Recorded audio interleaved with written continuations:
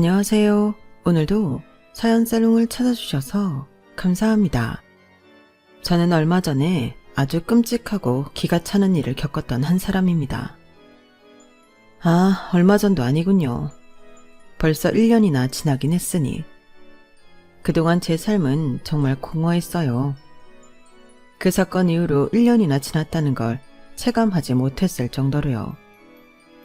그래도 얼마 전 우리 딸이 아기가 생겼다고 해서 그제 저의 정신이 번쩍 깨어난 듯 했었죠. 딸의 임신을 아낌없이 축하해주고 지난 며칠 동안 괜시리 임산부 용품과 아기용품을 뒤적이며 저도 모르게 활기를 되찾게 되었는데요. 그러다 문득 평소 습관처럼 틀어놓았던 사연살롱에 제 이야기를 보내봐야겠다는 생각을 하게 되었어요. 우리 딸에게 아기 천사가 찾아온 것이 마치 제 지난 모든 삶이 진정한 과거가 되고 새로운 길로 접어드는 변곡점 같았거든요. 이제부터 제가 그동안 왜 그렇게 공허할 수밖에 없었는지 얘기해 드릴게요. 저는 원래 평탄하고 평범한 삶을 살고 있었어요. 남편은 주류회사 직원이었고 저는 전업주부로 지냈죠. 딸 둘을 낳고 성심성의껏 키우며 보통의 엄마이자 아내로 살았어요. 그때는 그런 말이 없었지만 요즘 말로 하자면 소확행, 소소하고 확실한 행복이 가득한 삶이었죠. 딸아이들은 가끔 속을 썩일 때도 있었지만 기본적으로 성실하고 착한 아이들이었답니다. 남편은 항상 회사 일로 바쁜 와중에도 시간이 날 때마다 딸들과 재미있게 놀아주곤 했고 딸들도 아빠를 곧잘 따랐어요. 남편은 돈도 잘 벌고 성격도 아주 유쾌한 사람이었거든요. 민준애는 아주 좋겠어. 딸들이 둘 다 공부도 잘하고 예쁜데 남편도 성격이 저리 좋으니. 그저 놀기 좋아하는 양반이니 그렇지 뭘. 현안에도 남편이 아주 훤칠하시던데. 키만 컸지요. 사람이 밍숭밍숭해가지고 못 써.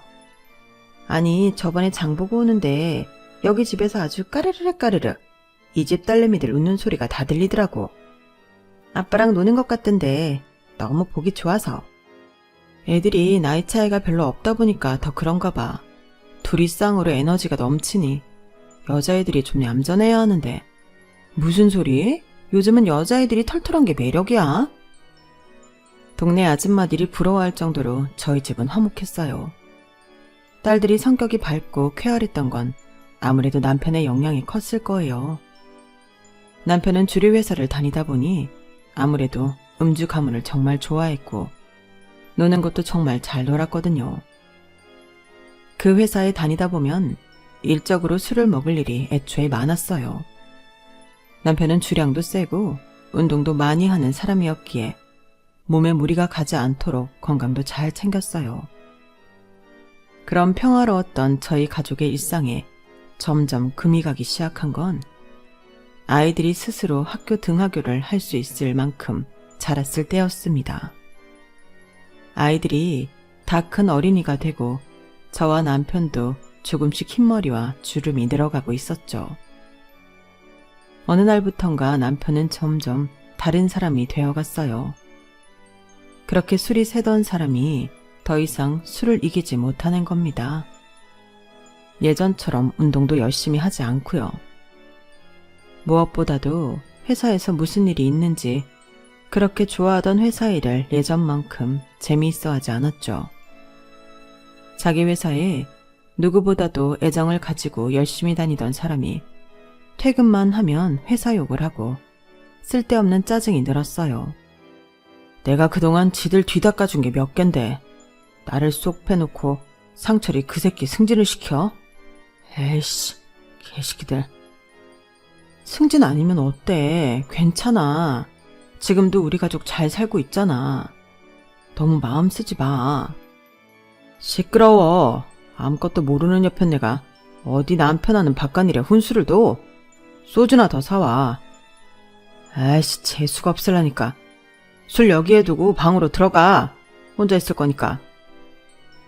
저는 그때까지 회사를 다녀본 적이 없었기에 남편의 말을 전부 알아들을 수는 없었지만 대충 남편이 회사 내에서 입지가 되게 불리해진 것 같았어요. 저는 그 일에 대해서 뭘 어떻게 해야 할지 모르겠더군요. 남편에게 평소처럼 농담을 해도 남편은 더 이상 유쾌하게 받아들이지를 못하고 버럭 화만 냈어요. 승진 안 해도 괜찮다고 위로를 해도 빽 소리를 질러대는 건 똑같았죠. 달래보려고 며칠 여행을 다녀오면서 쉴까 제안을 해도 마찬가지였고요. 승진해서 밀려도 과장은 과장인데 왜 그렇게 힘들어하는지 제 입장에선 사실 잘 이해가 안 가긴 했습니다. 아무래도 직함보다는 자기 후배를 상사로 모시게 된 상황이 더 큰 스트레스로 다가오나 보다 하고 어림짐작을 할 뿐이었죠. 자기보다 밑에 있던 후배가 갑자기 자기를 앞질러 가면 스트레스가 심할 수밖에 없겠구나 싶었어요. 그래서 남편이 계속 엇나가고 험한 언행을 해도 계속 어르고 달랠 생각만 했을 뿐 잘못을 타박하고 남편을 휘어잡을 생각은 섣불리 하지 못했던 거였죠.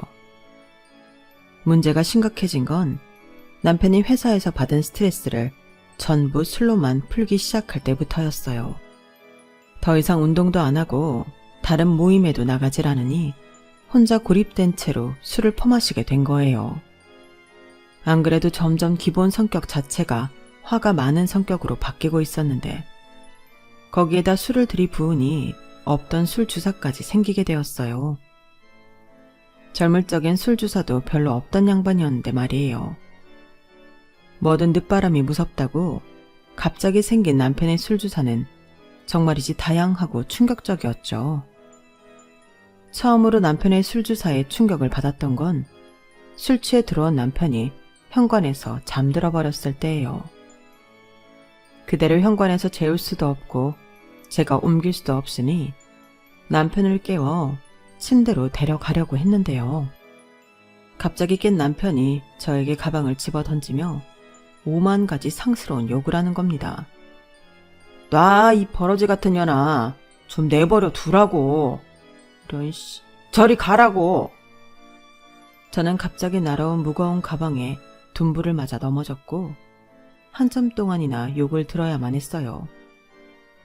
저도 사람인지라 충격도 충격이지만 화가 머리끝까지 났고 남편이 감기에 걸리든 말든 현관에 널브러져서 자도록 냅뒀습니다. 다음날 남편은 용케도 전날 일을 기억했는지 괜시리 제 주변에서 우물쭈물 거리다가 출근을 하더군요. 그러다가 저녁 늦게 들어와서는 전날은 자기가 좀 많이 취했다면서 미안하다고 멋쩍게 사과를 해왔어요. 남편의 표정을 보고 저는 전날의 일이 본인에게도 충격요법이 되었으리라 생각해서 화를 풀어주었죠. 하지만 남편의 주사는 점점 더 심해져만 갔습니다. 남편은 점점 배 나오고 화만 많은 못난 술꾼이 되어갔죠. 자꾸만 집안 물건을 때려 부수고 욕을 해 밤중에 애들이 깨는 일도 잦아졌어요. 하루는 아침에 나가보니 거실에 대자로 누운 채로 소변까지 봤길래 기겁을 했네요. 딸들 역시 그 꼴을 보고 충격을 받았고요. 남편은 눈을 뜨자마자 지가 한 짓을 보곤 불이 나게 옷을 갈아입고 대충 샤워하더니 도망치듯이 출근을 했습니다. 저는 그제서야 뒤늦게 칼을 뽑아들었어요. 아이들을 하루만 외할머니 집에 맡기고 그날 저녁 퇴근하는 남편을 붙잡고 얘기를 했죠. 당신 지금 제정신 아니야. 애들 앞에서 술 취해서 소변이나 보고 아빠로서 자격 미달이라고. 그놈의 회사를 때려치우고 다른 곳으로 이직을 할지 아니면 당장 내 손잡고 알코올 치료센터를 가든지 선택해. 내가 이 나이에 어떻게 이직을 해. 내가 이 회사에서 과장인데 다른 곳에 가서 생 신입부터 다시 시작하라는 거야? 다른 회사에서 반기지도 않을 뿐더러 나도 그렇게는 못해. 그럼 계속 이딴 식으로 살겠다는 거야? 동네 똥개도 아니고 거실에다 볼일 보고 집안 물건 다 때려 부시면서? 애들이 이딴 걸 보고 뭘 배우겠어. 나도 이 꼴 더는 못 참아. 내가 알아서, 뭘 알아서 하겠다는 거야. 지금까지 당신이 해온 만행들을 내가 얼마나 참아줬냐고. 알았어. 술을 좀 줄이던지 할게. 줄이던지 한다고? 확실하게 말해. 줄인다고. 앞으로 술 조금만 마실게. 그만해. 제가 죽일 듯이 노래범을 소리치자 남편은 그제서야 두 손을 들며 앞으로는 술을 줄이겠다고 몇 번이나 약속을 했어요. 저는 몇 번이나 남편이 약속을 하는 걸 보고서야 알겠다고 했죠. 그런데 웬걸? 남편은 단 일주일도 술을 멀리하지 못했고 이후로도 몇 번이나 막장 같은 상황이 벌어졌어요.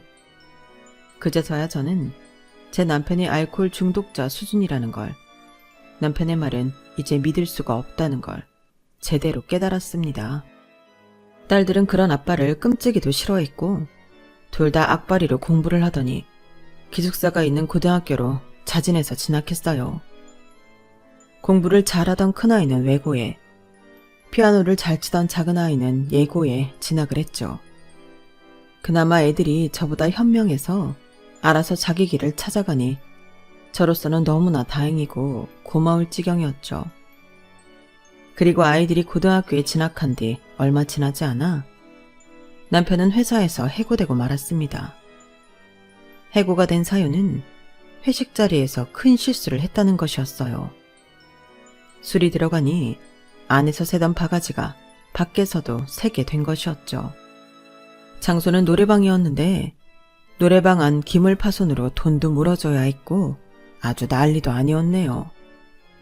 그 와중에 그 노래방이 아가씨가 있는 노래방이었다는 게 첫 번째로 기가 찼고 후배인 상사에게 들이박다가 이런 사단을 벌였다는 게 두 번째로 기가 찼죠. 평소 집에만 들어오면 험한 욕을 하고 화를 내면서 말했던 내용들을 고스란히 그 당사자 앞에서 했던 거예요. 기물 파손까지 해가면서요.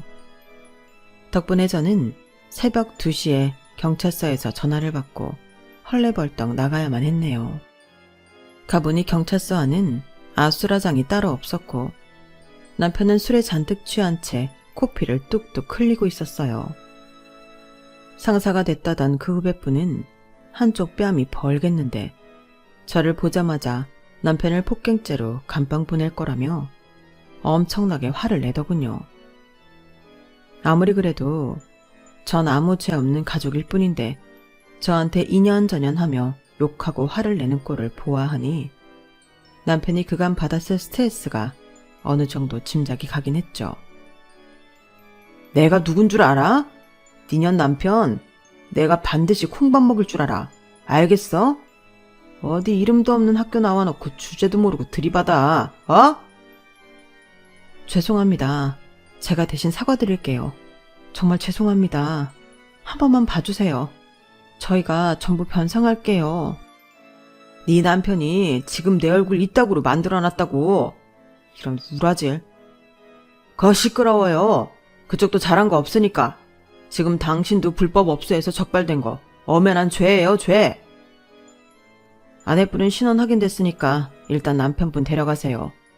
이후에 저쪽에서 변상 금액이랑 고지하면 물어주시고요. 여기 사인하세요. 네가 경찰이면 다야? 내 말 무시해? 저 새끼가 폭행을 했다고. 당신도 했잖아요. 누가 봐도 쌍방이구만. 공무방해죄 먹이기 전에 조용히 합시다거. 경찰의 으름장에 남편의 후배는 그제서야 입을 다물고 조용해졌고 저는 끝까지 허리 숙여 사과를 하며 술에 취한 남편을 낑낑거리며 집으로 끌고 왔어요.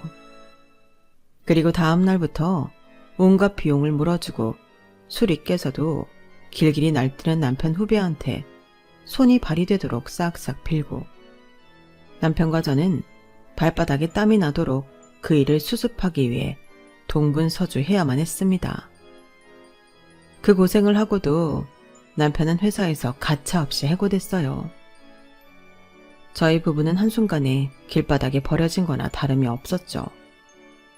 남편은 나이 50이 다 돼서 그렇게 백수가 되었습니다. 그리고 마치 지박령처럼 모든 생기를 다 빼앗긴 사람이 되었어요. 방구석에 틀어박혀서 도무지 일자리를 알아볼 생각조차 하지 않았죠. 제가 이제라도 알코올 치료센터에 가자고 해도 거긴 죽어도 안 가겠다며 어차피 이젠 술을 사 먹을 돈도 없다는 겁니다. 남편이 실제로 방구석에서 술을 전처럼 퍼마시진 않았기 때문에 저는 그 얘긴 관뒀어요. 하지만 남편이 갑자기 그렇게 백수가 된 채로 할 일 없이 시간만 보낼 수는 없었죠. 당장 아파트 대출비, 관리비에 애들 학비에 생활비까지 제가 돈을 벌어야만 했어요. 근데 남편 말 따나 애나 키우던 여자가 갑자기 어디 나가서 일을 할 수가 있겠어요. 눈앞이 정말 캄캄했죠.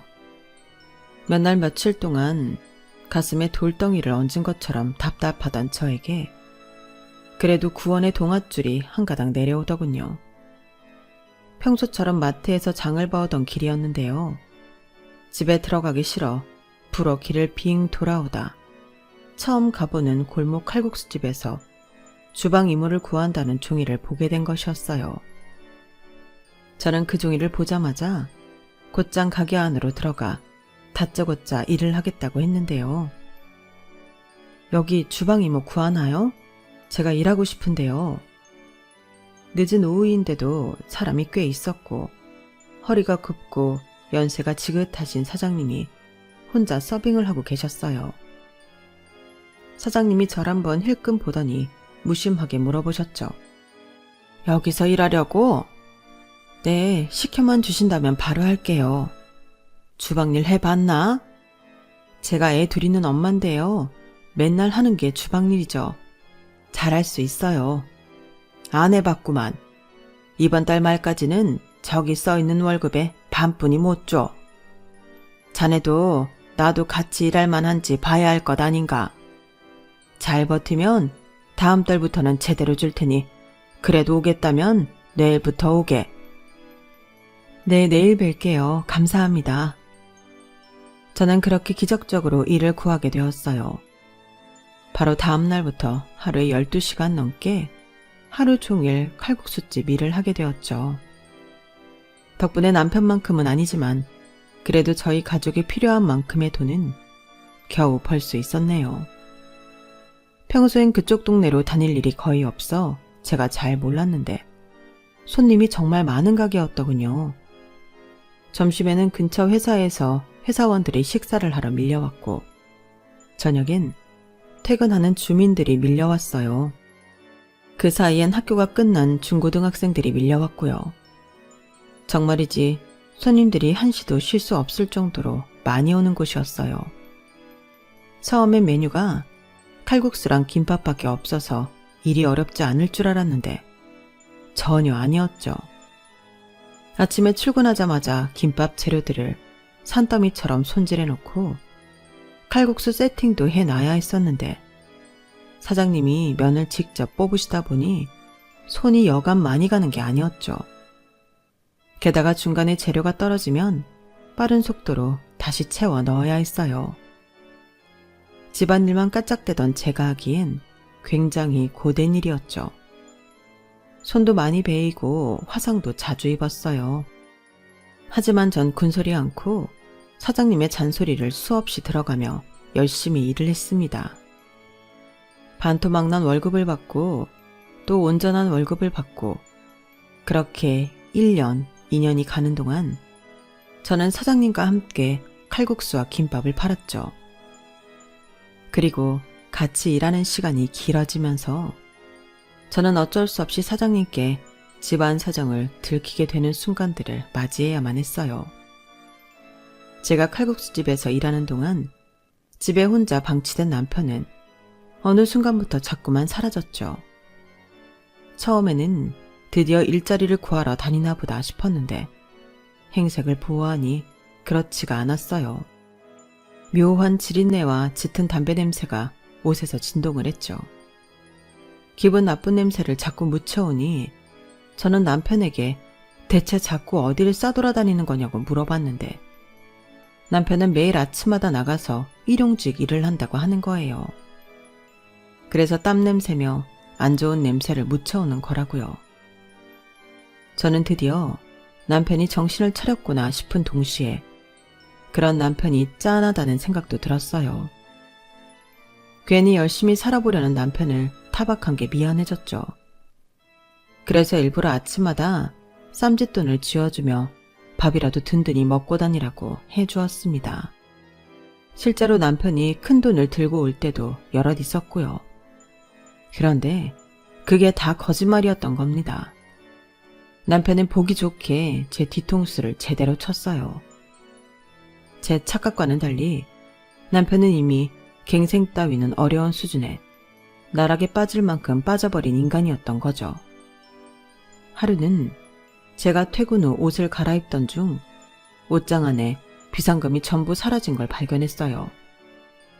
깜짝 놀란 저는 도둑이 들었구나 생각해서 경찰을 불렀죠. 경찰은 도둑이 드나든 흔적이 없다고 하면서 저한테 이것저것을 물어봤는데 현관 앞에서 그러고 있다 보니 집에 들어오던 남편이 경찰을 보고 후다닥 다가왔어요. 무슨 일이시죠? 여보, 도둑이 들었어. 옷장 안에 그동안 비상금을 모아두고 있었는데 갑자기 누가 그걸 홀랑 가져가 버렸더라고. 그래서 여기저기 뒤져보니 돈 되는 물건들도 죄다 없어진 거야. 에이, 무슨 말도 안 되는. 물건 몇 개는 저번에 한번 대청소하면서 싹 버렸었잖아. 뭐? 무슨 소리야? 그런 적이 어딨어? 돌아가세요, 돌아가. 저희 집에 없어진 거 없으니까요. 이 옆에 내가 나이가 드니 오락가락해서 착각을 한 거예요. 남편의 말에도 경찰들이 좀처럼 움직이지 않자 남편은 화를 버럭 내고 고함을 치며 문을 쾅 닫고 들어갔어요. 저는 당황해서 집에 있던 음료수라도 들고 나와 경찰분들께 쥐어드리며 대신 사과를 했죠. 죄송해요. 바깥 양반이 굳은 일을 하다 보니 가끔 저렇게 괴팍해질 때가 있어요. 아, 괜찮습니다. 근데 남편분을 좀 지켜보셔야겠어요. 네? 집안을 억지로 열고 들어간 흔적이 없다는 건 집을 아주 잘 알고 있거나 혹은 집에 사는 사람일 수도 있으니까요. 조심하시고요. 무슨 일 있으면 또 연락 주십시오. 아, 네. 들어가세요. 그날 저녁 잠에 들려고 하는데 영 잠이 오질 않았어요.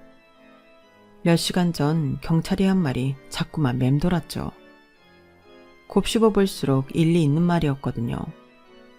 분명 돈도 물건들도 없어졌는데 남편이 관심을 가지기는커녕 도리어 내쫓다니 말이에요. 저는 며칠 뒤 동네 친한 아줌마한테 하루만 식당 일을 대신 해달라고 부탁했고 집에서는 출근한 척을 하면서 남편의 뒤를 밟았습니다. 남편은 저희 집이랑은 한참 멀리 떨어진 달동네까지 걸어가서 어느 컨테이너 박스 안으로 들어가더군요.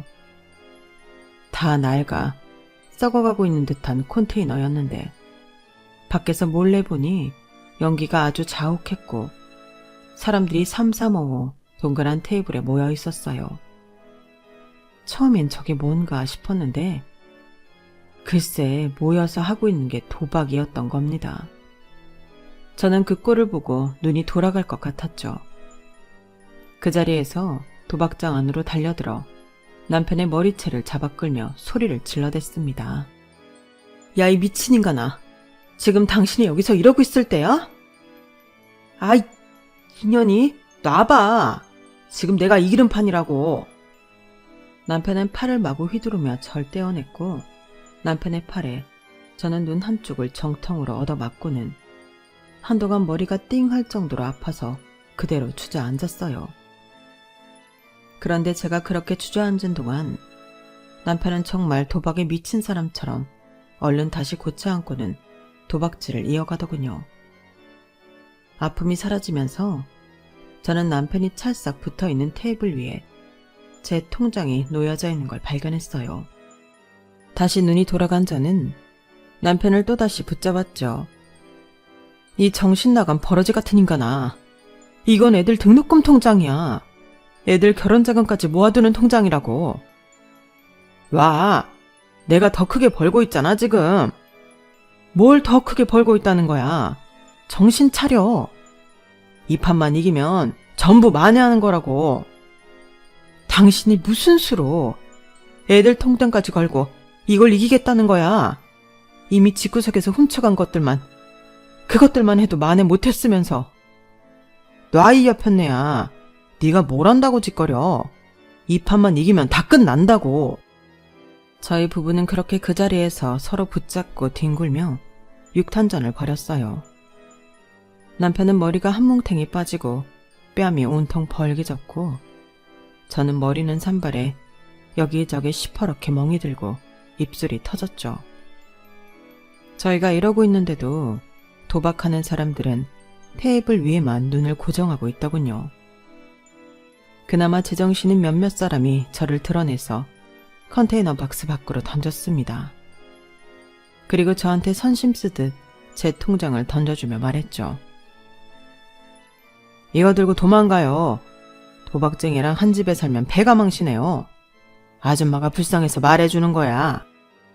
저는 나이도 있고 엉엉 울면서 집에 돌아왔고, 눈에 보이는 족족 돈 될 만한 물건은 전부 모아서 꽁꽁 숨겼어요. 남편 새끼가 꼴도 보기 싫어서 문도 완전히 잠궈버렸죠. 집에 들어올 생각도 하지 말라고요. 아침에 출근하려고 나오니 남편이 현관문 앞에서 웅크리고 자고 있길래 그걸 그대로 밟고 나와버렸어요.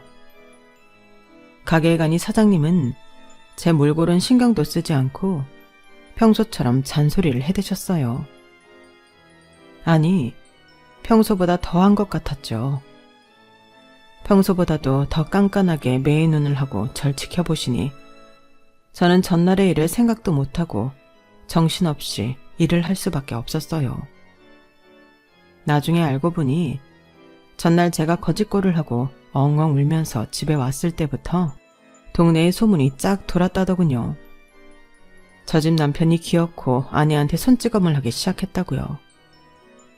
제가 매번 돈 숨기는 위치를 달리하고 종종 아예 들고 나가기도 하는 등 남편에게 돈을 뺏기지 않으니 남편은 제가 올 때까지 기다렸다가 돈을 달라며 행패를 부리기 시작했어요.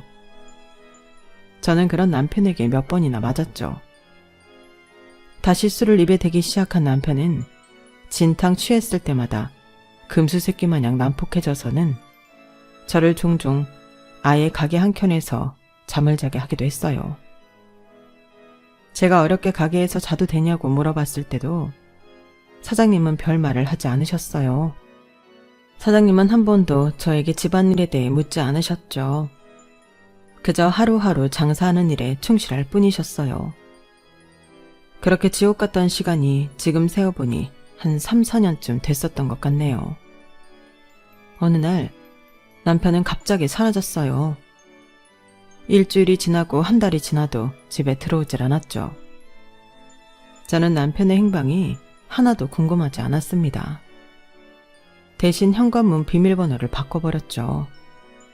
그리고 남편이 1년이 지나도 들어오지 않으니 그제서야 예전처럼 밥도 먹고 일도 하고 딸들을 만나러 가기도 했어요. 당시 대학생이어서 함께 자취를 하던 딸들은 아빠가 사라져서 너무 감사한 일이라며 축하까지 해주었네요. 하지만 저는 마냥 평화로울 수가 없었어요. 처음 몇 달은 드디어 2다리 쭉 뻗고 자겠다 싶어 저도 마냥 기뻤는데요. 잊을만 하면 한 번씩 갑자기 집 안으로 남편이 쳐들어와 돈을 해달라고 행패를 부리는 악몽을 꾸곤 했어요. 꿈속에서 남편은 한쪽 팔이 없는 모습이기도 했고 언젠가 거리에서 보았던 노숙자와 같은 모습이기도 했죠. 저는 여전히 집안에 값비싼 물건을 두지 못했고 출근길에 집을 나설 때면 창문이나 현관문을 꼼꼼히 확인해야만 밖을 나갈 수 있었어요. 오히려 남편의 행방을 모르는 게 저한테는 큰 불안감을 안겨준 셈이 되었죠. 시간이 지나며 이러한 불안감과 지나친 행동들은 제 삶의 일부가 되어갔답니다. 그 사이 딸들은 무사히 대학을 졸업하고 취직까지 성공했어요. 그래도 저는 제 노후와 딸들의 결혼 자금을 위해 일을 쉬지 않았습니다. 사장님과 같이 매일같이 김밥을 싸고 칼국수를 끓이는 게 단순한 생활이고 몸이 좀 고되긴 했지만 마음은 편안했거든요. 일하는 시간만큼이라도 제 마음에 큰 안정감을 주면서 항상 마음 밑바닥에 깔려있던 불안감을 잠재워주기도 했어요. 그 일마저 없었다면 전 언젠간 남편이 쳐들어올지 모른다는 불안감을 이길 수 없었을 겁니다. 하지만 평화는 얼마 가지 못했어요. 사장님이 연세가 더 들어가면서 더 이상 하시던 일을 못할 정도로 건강이 악화되었기 때문이에요. 사장님은 저에게 일하는 사람을 하나 더 뽑아서 일을 가르치게 했어요. 누군가를 고용해 본 적도 일을 가르쳐 본 적이 없던 저는 처음엔 서툴렀지만 몇 명의 사람들을 겪어보며 점차 감을 잡아가게 되었어요. 그러다가 지금의 직원을 만나게 되었죠. 새로 들어온 직원은 일을 곧잘 따라했고 저희는 손발이 착착 맞았답니다. 그리고 사장님이 따로 뭘 하지 않고 카운터만 보셔도 가게가 알아서 돌아가게 되자 사장님은 절 따로 불러내시더군요. 받아. 이게 뭐예요? 이게... 아우 사장님 이게 다 뭐예요? 저 이런 거 못 받아요. 못 받긴 뭘 못 받아? 그냥 반찬 받듯 월급 받듯 받으면 되지. 여기 건물들이 다 사장님 건물인 줄은 까맣게 몰랐어요. 가게만 물려주셔도 놀랄 노짜인데 무슨 건물들까지 주세요. 사장님 앞으로 노후는요? 누구 노을려? 다 늙어빠진 할망구한테 노후는 무슨 노후?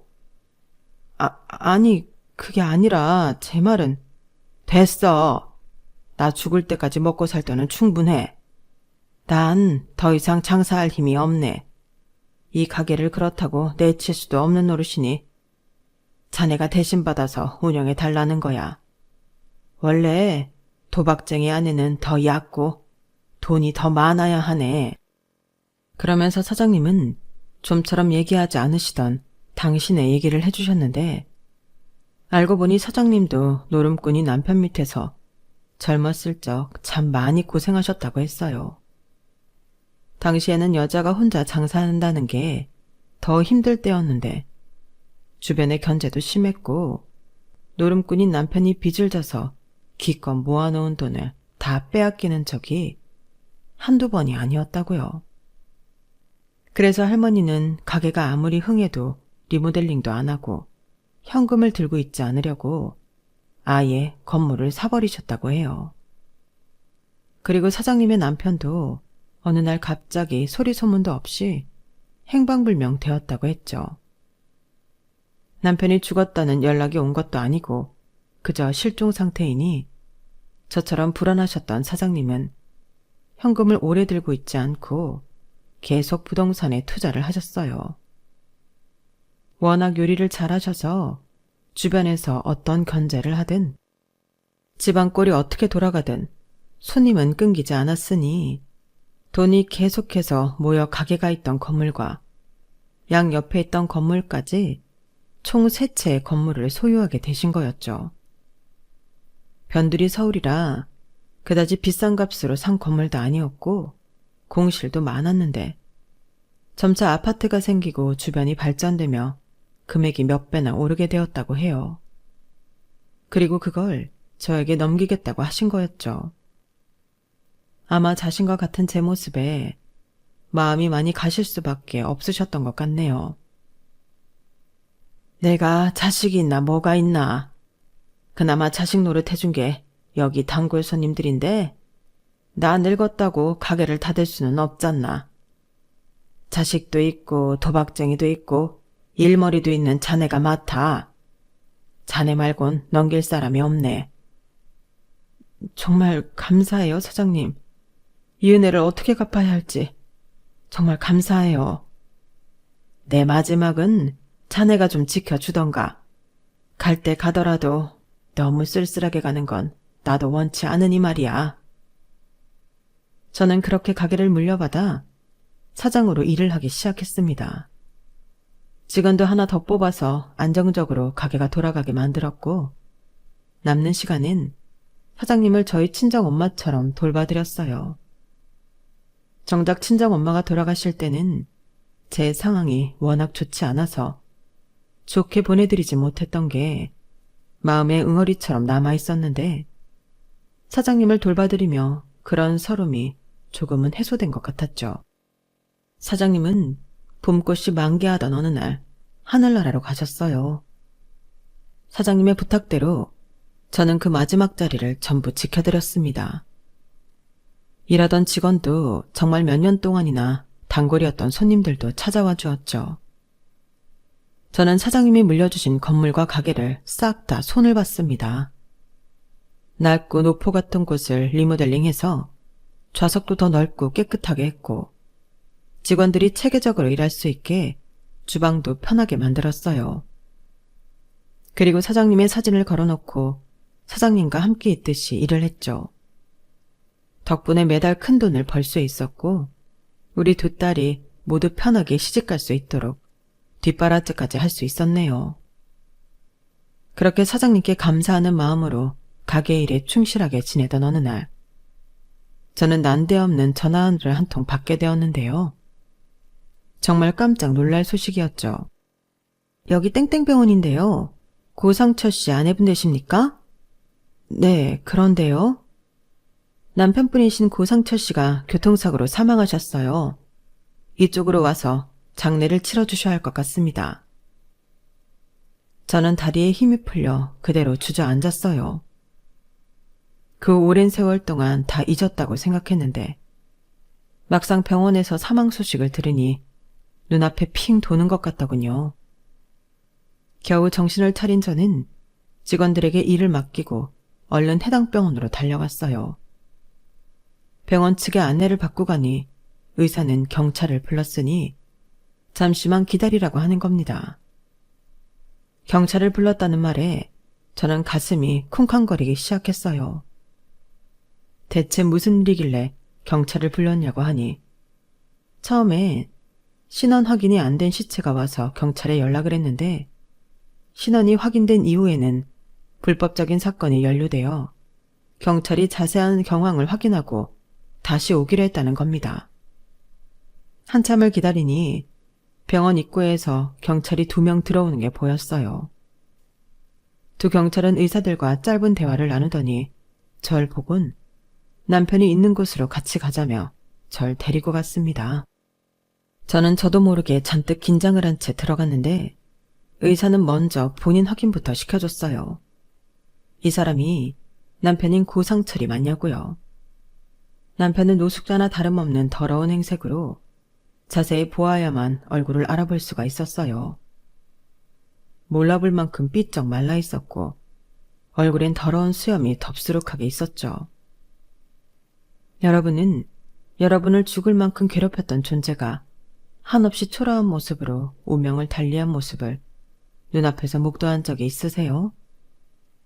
온갖 서러움과 그간의 괴로움, 안쓰러움, 증오와 허탈함이 한꺼번에 터져 나오는 것만 같았어요. 제 의지랑은 상관없이 아주 서러운 울음이 막 터져 나올 정도로요. 한참을 울다가 겨우 몸을 추스르자 곁에 있던 의사가 저에게 조심스럽게 말을 건네더군요. 아내분, 여기 이 가방도 좀 봐주셔야 할 것 같습니다. 고상철 씨가 사고 당시 갖고 있던 가방이에요. 의사의 말에 경찰도 저에게 질문을 해왔죠. 혹시 이 돈가방에 대해서 아시는 바가 있으십니까? 경찰이 가리킨 곳에는 다 낡은 여행 가방이 보이더군요. 가방을 열어보니 그 안에는 넘쳐 흐를 정도로 많은 돈다발이 있었어요. 전 가방을 내려놓고 고개를 가로저었죠. 아니요. 전 거의 10년 동안 이 사람에 대해 아무런 소식을 받은 게 없어요. 이 돈에 대해서도 아는 바가 없네요. 고상철 씨가 집에 드나든 적도 없고요. 집에 있을 때도 도박을 했었나요? 네. 예전 집에는 살지도 않아서 찾아올 수 없었을 거예요. 그리고 원래 도박쟁이였고요. 어느 날 갑자기 사라졌는데 그 전에도 도박장에서 며칠 동안 밤을 새기도 했었어요. 그래서 처음엔 도박장에서 밤을 새고 있는 줄 알았어요. 어디 멀리 갔으리라고는 생각도 못했죠. 그렇군요. 이건 그냥 확인차 여쭤본 겁니다. 사망 당시 근처에서 잡힌 도박꾼들 일행에 따르면 도박장 안에 있던 돈을 훔쳐 달아나고 있었다더군요. 경찰의 말을 들어보니 남편은 그동안 경찰에게 도박꾼으로 낙인이 될 만큼 여러 불법 도박장을 운운하다가 노숙자나 다름없는 초라한 삶을 살았다고 하더군요. 남편 앞으로만 빚이 무려 30억이 있었다는데 그걸 만회하겠다고 또 귀금속을 훔치는 등의 불법적인 일을 저지르고 또 도박장으로 기어들어가고 사채 빚쟁이들에게 쫓기면서까지 그렇게 10년에 가까운 생활을 망령처럼 도박장을 전전하고 돌아다녔대요. 경찰에게 지난 세월 동안 남편이 저지른 행동들을 듣고 있는데 눈물이 다 말라버릴 만큼 어이가 없고 기가 찼어요. 10년이나 생존해 있었다는 게 용하다고 생각될 정도로 남편은 엉망인 삶을 살아왔더라고요. 경찰은 남편의 사고로 남편과 연관된 모든 불법 업소를 소탕할 예정이라고 했습니다. 남편의 사고 현장 근처에서 잡힌 몇몇 도박꾼들에게 계속 진술을 받아내고 있다고요. 근데 도박꾼 말을 믿을 수가 있어야죠. 거짓말을 밥 먹듯이 하는 인간들이니. 혹시나 아내분 돈을 훔친 건가 해서 여쭤본 거니 너무 신경 쓰지 마세요. 제 돈은 이미 오래전에 다 훔쳐갔어요. 고생 많으셨겠습니다. 제가 덤덤하게 말하자 곁에 있던 의사분들도 고개를 저으며 혀를 차셨죠. 저에게 바로 장례 절차를 밟을 거냐고 물어봐서 저도 그냥 그러겠다고 했네요. 장례식을 진행해봤자 찾아올 사람도 없을 거였으니까요. 두 딸에게만 조심스레 소식을 알렸는데 두 딸은 다음 날이 토요일이니 근무를 마치고 다음 날 오겠다고 했죠. 딸들도 저만큼 심장이 복잡할 테니 저는 더 묻지 않고 편하게 하라고 했어요. 그렇게 남편은 세상 모든 사람들에게 버림받은 채로 쓸쓸하게 세상을 떠났습니다. 저희 세 모녀는 눈물을 흘리긴 했지만 누구도 남편의 죽음 자체를 슬퍼하진 않았어요. 그저 그동안 고생한 서로를 더 보듬어 주었을 뿐이었죠. 저는 그 이후에 평소처럼 일상으로 돌아왔지만 왜인지 마음 한켠이 자꾸만 쓸쓸했어요. 돌아가신 사장님처럼 평생 남편의 생사를 알지 못해 불안감에 떨어야 하는 신세는 아니라서 오히려 다행이라는 거. 물론 알았죠. 머리로는 알지만 이상하게 삶이 참 허무하다는 생각이 밤마다 찾아와 아주 괴로웠어요. 두 딸은 그런 제 상태를 뒤늦게 알고 더 자주 연락하고 찾아오며 절 챙겨주려 했고 그때마다 저도 괜찮은 척을 했지만 혼자 남을 때의 적적함은 어쩔 수가 없었네요. 그러다 얼마 전 저희 둘째 딸이 먼저 임신 소식을 알린 거예요. 태중에 아이가 생겼다는 말에 저는 그제서야 그동안 갈피를 잡지 못했던 마음을 도로 다잡을 수 있었습니다. 그리고 곧 요즘엔 만나게 될 손주를 기다리며 하루하루 설레는 마음으로 지내고 있어요. 그리고 이렇게 제 지난 날을 쭉 돌아보니 참 다사다난했던 생이었던 것 같습니다.